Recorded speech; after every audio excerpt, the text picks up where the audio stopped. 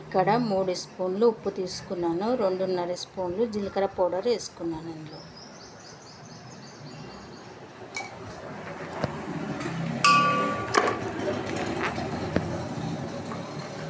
పెరుగు బాగా పలుచగా చేసుకొని నేను ఇక్కడ 1 లీటర్ నీళ్ళు పోసుకున్నాను. 1 లీటర్ పెరుగుకి 1 లీటర్ నీళ్ళు పోసుకున్నాను. బాగా కలిపేసుకొని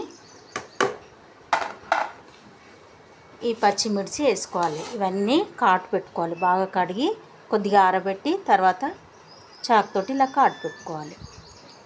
నాకు ఇక్కడ చిన్న మిరపకాయలు అంటే చాలా ఇష్టం, అందుకే చిన్న మిరపకాయలు చేస్తున్నాను.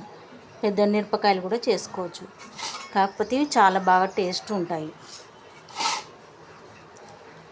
ఇవన్నీ ఇందులో పెరుగులో వేసుకోవాలి.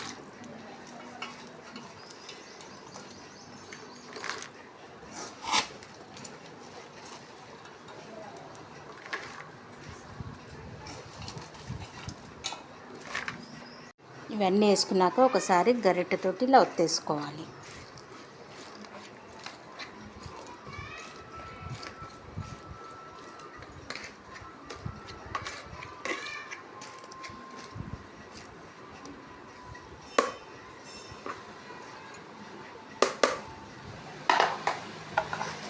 ఇది మూత పెట్టేసుకొని ఇది ఒక రోజంతా పక్కకు పెట్టేసుకొని రేపు మార్నింగ్ ఎండలో పెట్టుకోవాలి. మళ్ళీ అవి ఎండాక మళ్ళీ తీసి పెరుగులో వేసుకొని మళ్ళీ రాత్రి అంతా నానబెట్టి తర్వాత మార్నింగ్ మళ్ళీ ఎండలో పెట్టాలి. మళ్ళీ తీసి మళ్ళీ పెరుగులో పెట్టి మళ్ళీ మార్నింగ్ తీసుకో 3 డేస్ ఇలాగే చేసుకొని లాస్ట్ 3 డేస్ మొత్తం ఫైనల్గా ఎండబెట్టుకోవాలి. చూపిస్తాను ఆ వీడియో కూడా మీకు.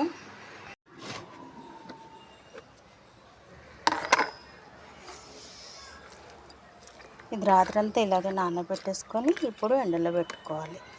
ఇప్పుడు నేను ఎండలో పెడుతున్నాను. ఇది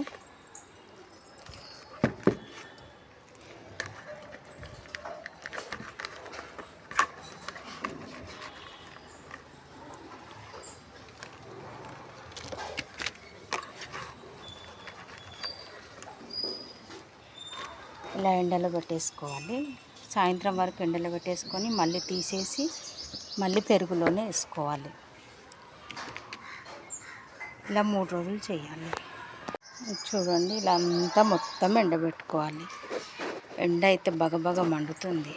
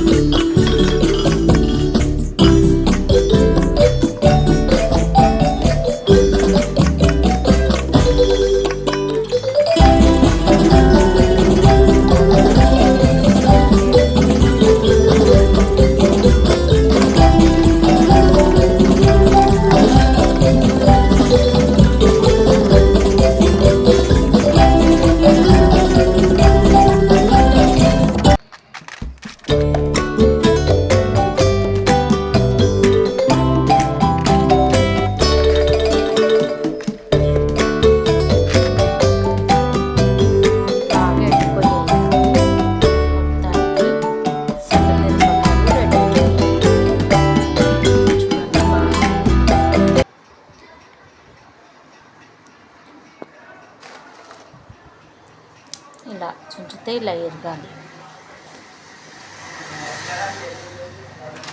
ఇవి ఫ్రై చేశాక మళ్ళీ చూపిస్తాను ఎలా వచ్చాయో, కలర్ ఎలా వచ్చిందో చూపిస్తాను.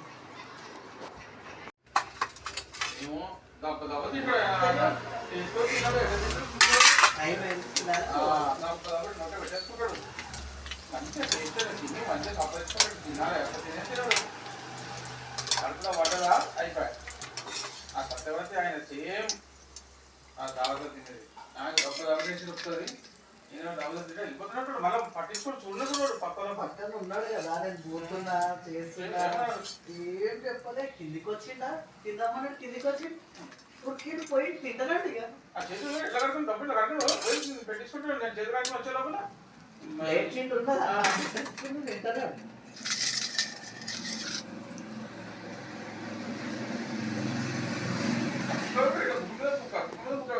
మంచిగా తిన్నాడు